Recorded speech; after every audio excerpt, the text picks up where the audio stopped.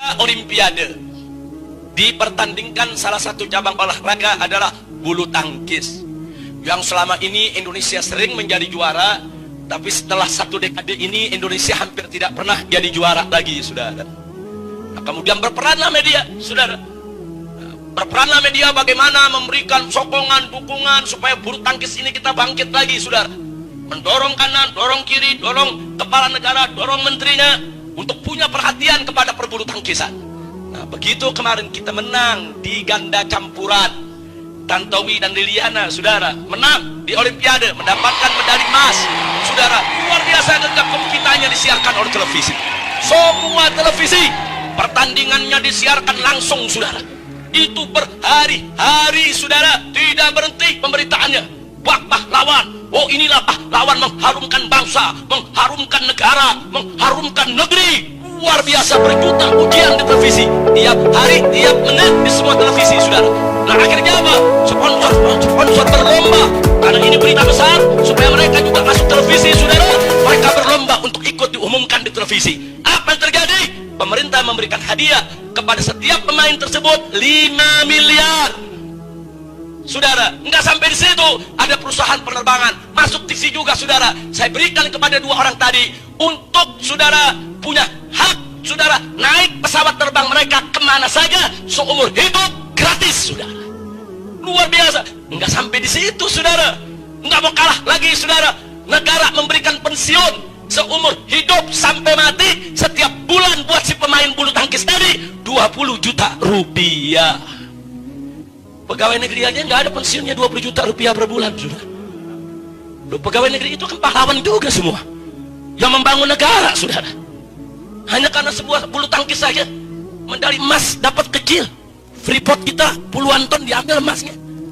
Emas kecil kita girang dapat emas yang gede, satu gunung diambil, kita diam. Inna lillahi wa inna ilaihi rajiun. Ini ada penyakit apa di negeri kita, saudara? Itu Freeport di Papua, itu gunung emas, saudara. Ribuan ton emas dibawa ke Amerika Serikat, saudara. Kita nggak bisa berbuat apa-apa.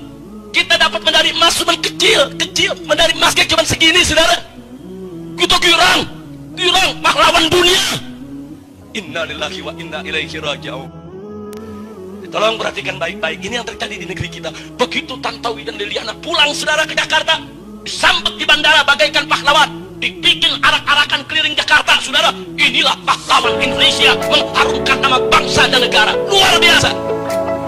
Saya hanya ingin Anda catat itu kejadian. Sekarang yang kedua, kejadian lagi. Seorang pembalap bernama Rio Haryanto, saudara. Luar biasa. Anda tahu? Perusahaan-perusahaan di Indonesia patungan, saudara, menyumbang dana 15 juta euro, saudara. 1 euro hampir sama dengan 1 dolar, kurang lebih 15 ribuan, saudara.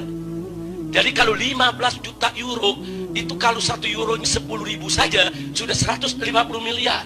15 juta euro, itu hampir setara dengan 250 miliar, saudara. Diberikan dana 250 miliar, padahal belum menang. Belum, saudara, baru mau ikut. 250 miliar disediakan dana, saudara. Tiap hari disiarkan di televisi. Rio pembalap Indonesia, Rio manusia tercepat Indonesia, Rio pahlawan Indonesia. Luar biasa. Dan beberapa kali kemarin pertandingan internasional, jangankan menang, 10 besar aja enggak, saudara. Tapi ratusan miliar sudah diberikan. Dan saya bisa bayangkan, andai kata besok Rio menang, saudara, dia bisa mendapatkan lebih dahsyat daripada didapatkan oleh pebulu tangkis tadi, saudara. Ini fakta, bukan fitnah, saudara. Kira-kira jelas? Jelas? Nah, sekarang saya mau cerita fakta ketiga, saudara.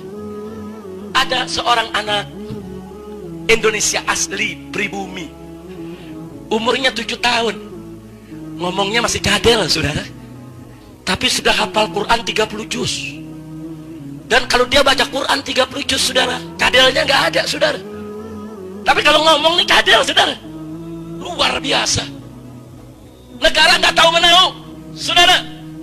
Bagaimana cara dia menghafalnya, bagaimana dididiknya.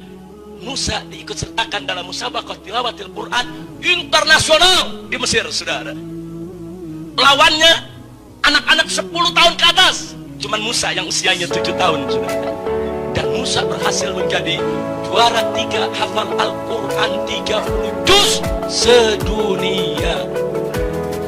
Itu juara 3 karena lawannya 10 tahun ke atas. Tapi kalau bicara usia 7 tahun, saat ini Musa adalah, saudara, juara pertama dunia di umur 7 tahun yang hafal Al-Quran 30 juz.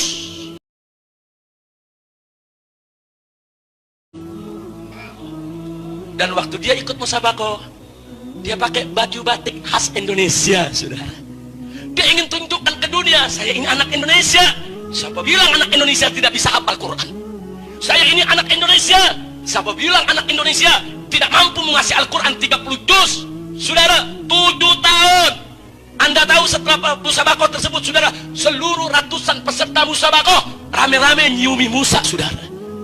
Mereka kagum sampai Presiden Mesir memberikan hadiah penghargaan. Lalu dari Indonesia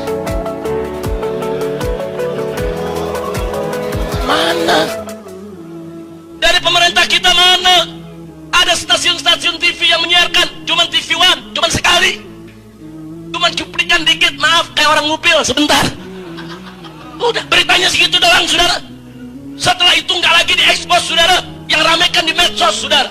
Di medsos kita angkat rame-rame, saudara.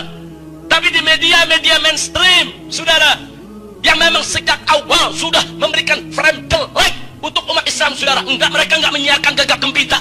Makanya presiden nggak tertarik, wakil presiden nggak tertarik, karena nggak ada beritanya di TV, saudara. Kenapa pebulu tangkis baru main bulu tangkis begitu aja dapat 5 miliar, saudara? Bahkan dapat pensiun 20 juta per bulan seumur hidup. Maskapai penerbangan memberikan tiket seumur hidup. Lalu mana untuk Musa? Ada memberikan 5 miliar, ada memberikan tiket untuk seumur hidup, ada memberikan Musa ini, saudara, untuk sekolahnya dijamin beasiswa sampai lulus kuliah nanti. Tidak ada. Insya Allah. Ada apa dengan republik ini, saudara? Ada apa? Pebulu tangkis Gagak Gempita kita anggap sebagai pahlawan. Pembalap motor belum menang-menang udah dianggap pahlawan. Ini, saudara, Musa mengharumkan nama bangsa, betul? Mengharumkan nama negara, betul? Saudara, saat ini seluruh dunia Islam terkagum-kagum. Ulama-ulama di seluruh dunia memuji-muji Indonesia, saudara. Yang dipuji negara kita, yang dipuji bangsa kita. Ada satu anak dari pulau kecil di Bangka sana, dari kampung, saudara, bisa hafal Quran 30 juz dengan lancar dalam usia 7 tahun. Subhanallah.